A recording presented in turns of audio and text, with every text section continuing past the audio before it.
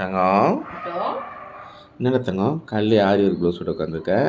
ஆமா தங்கம். Blouse 2 blouse வந்து காமாட்சி அப்படின்ற சிஸ்டர் கிட்ட வந்து போட சொல்லியிருந்தேன்.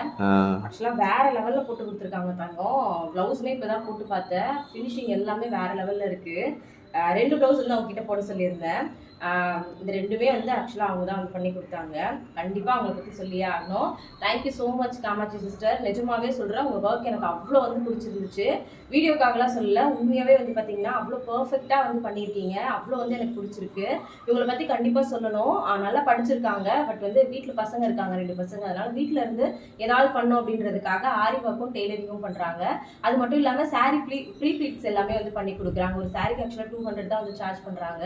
3 சாரினா 500 பண்ணி குடுக்குறாங்க. ஆரி ஒர்க்ஸ்மே வந்து பார்த்தீங்கன்னா, 600ல இருந்தே வந்து பண்றாங்க. ரொம்ப நல்லா இருக்கு. உங்க வீட்ல ஏதாவது ஃபங்ஷன்ஸ் இருக்கு அப்படின்னா, கண்டிப்பா அவங்களுக்கு சப்போர்ட் பண்ணுங்க. மேல அவங்களுடைய கான்டாக்ட் நம்பரும், இன்ஸ்டா ஐடியும் குடுக்குறேன்.